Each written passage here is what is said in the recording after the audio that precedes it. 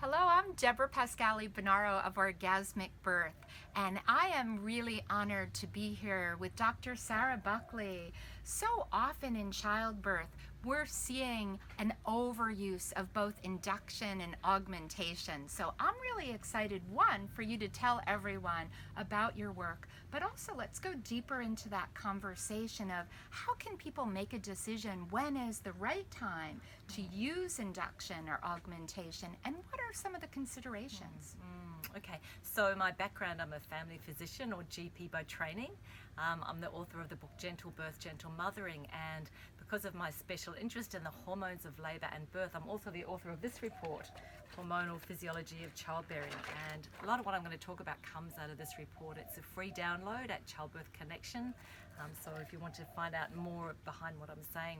So yes, induction of labour is very common, increasingly common, and I think, to be honest, we're a little cavalier with it. We think it doesn't really matter if the baby comes out this week or next week, as long as they're past a certain date. But, you know, Mother Nature's perspective is that at that magical moment of the initiation of labour, both mother and baby are fully ready on every level for this enormous transition for the baby to life outside the womb and for the mother to new motherhood. So what happens in that lead up to physiological onset of labour, as I call it, is an incredible complex processes for the mother that ensure that she's ready for labour and birth.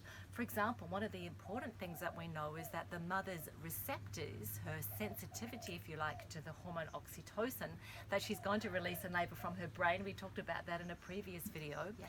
So her uterus will have the maximum number of receptors, so we'll have maximum sensitivity at that moment that she goes into labour. So even a small amount of oxytocin that she naturally produces will cause the whole of labour to start.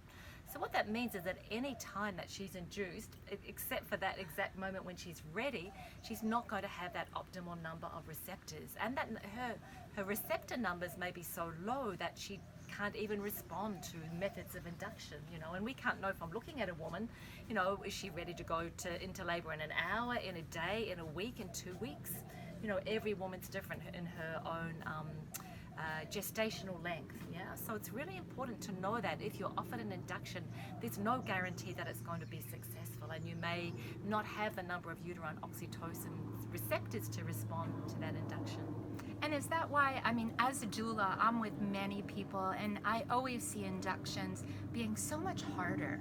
There's this really intense time, and we just keep raising the levels to try to get labor going, but that often means people are actually feeling more pain. The sensations are usually closer together and longer than would be natural at that stage. What's that an effect from? Well, that's exactly right. So in a physiological onset of labour, the woman's got this maximal sensitivity. We know she doesn't actually even need to release a lot of oxytocin to get everything going. She's got this total readiness. There's a positive feedback loop that we talked about in the epidural video where, you know, because she's got this maximum number of receptors, she has strong contractions which feed back to her brain and release oxytocin, causing stronger contractions. So it's easy for her to get onto that positive feedback loop, and it slowly builds. I call it the snowball of labour. So it starts small, becomes bigger and bigger, and becomes unstoppable in the end. And that's what happens when she goes into labour herself physiologically. But the problem is, if she's induced, she's not by definition at that maximum readiness. She's not by definition able to respond as easily and as simply to the process of labour and birth. So exactly as you described, she's going to need more pharmacological treatment, more synthetic oxytocin usually to get things going. Then that's going to cause contractions that are longer, stronger and closer together than her body would naturally have at that time. So she's more likely to need pain relief. There's also more risks to her baby because the baby's not ready for those long, strong, close together contractions at the beginning of labour either. And we talked about the catecholamine hormones, the adrenaline and noradrenaline that the baby releases as labour gets more intense that protect the baby. So the baby doesn't have that at the beginning of labour. So what that means is that mother and baby definitely require monitoring because there's a risk to the baby. So the risk to the mother is mostly failed induction, but it's just that she wasn't ready. The risk to the baby is that the baby won't be able to cope with those long, strong, close together contractions. It'll stress the baby. And worst case scenario, the baby may become so distressed that an emergency cesarean is needed. Yeah, And the hard thing for parents is that sometimes an induction is what's needed. It's a very small percentage of births, but then there's all these convenience or kind of overuse of induction, and it's hard for parents to navigate that. Do you have any tips or wisdom? How can parents kind of navigate? Well, I guess the simple answer is everything has risks and benefits, and if there's a really good reason for induction, then definitely the benefits will outweigh the risks.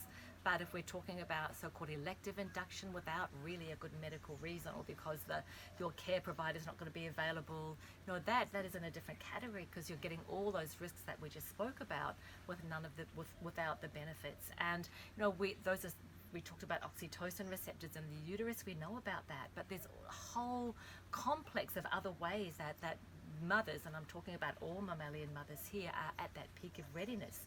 So that peak of readiness for lactation, they're at that peak of readiness for attachment to their babies afterwards. And we really don't know what the impact of induction is on those important processes of breastfeeding for mothers and attachment. So there's a lot we don't know. So the problem is we're asking people to make decisions based on incomplete information. So those things need to be considered. And the other thing I want to mention is that there are some studies showing that those last final weeks of brain development, the baby's brain is growing very rapidly in the womb. And there is some evidence that missing out on those final weeks of brain development may actually impact the child's development in the long term, their school performance, for example, in some studies. And the children with the best school performance were the children that were born even up to 41 weeks. So, it's all about risks and benefits, but you really need to talk to your care provider and ask them, what are all the risks? What could I end up with a cesarean, for example? Great advice. And then for the people that it is a benefit to have an induction, I think one of the things I struggle with as a doula and supporting parents too is, as we talked about in other videos, how do we close that hormonal gap? What can we do in that scenario to try to optimize? Well, it's you need to obviously talk to your care provider, have the minimum of intervention that's needed, and if there is some disruption to these hormones that we're talking about, and we can't say for sure at this stage, because what is really quite shocking is that induction is so widely performed, but we don't actually know the full consequences of it. So you want the kind of minimum disruption possible, and then Mother Nature's backup system is skin to skin and breastfeeding. So whatever interventions you have, and with induction, and the longer, stronger, close together contractions, the pain, you may have other forms of intervention such as an epidural. So basically, the sooner you get your baby on your body, skin to skin, and the sooner that you can initiate breastfeeding, or the baby can initiate breastfeeding, the better, the more you can close those hormonal gaps. Fantastic. Such great advice. And where can people learn more? So yes, I recommend particularly chapter 2 of this report, Hormonal Physiology of Childbearing, that talks about the physiological onset of labour and some of the hazards of scheduled birth. You can also go to my website, sarahbuckley.com, download my Ecstatic Birth ebook, and of course my book, Gentle Birth, Gentle Mothering. Yeah. And just so you know, all of your work is required reading for all my doulas. So if you're coming to a doula workshop with me, or you already have, you know that we're using Dr. Buckley's work all the time. And if you want more online childbirth education information, join us at paintopowerchildbirth.com as well. And it was a pleasure talking with you. We'd love to hear your comments and feedback below this video. Please let us know if this was helpful information, if you've had an induction, what ways did you work to bond and breastfeed and close the hormonal gap, and share with us any of your other comments. Thank you. Thank you.